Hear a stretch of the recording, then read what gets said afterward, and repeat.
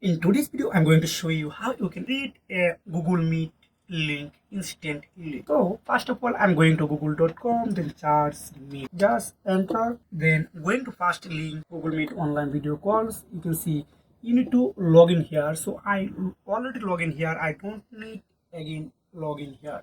So now click on new meeting here. If you create a meeting link for later, just click on first button. But if you want to create a meeting link instantly, just click on number 2 option.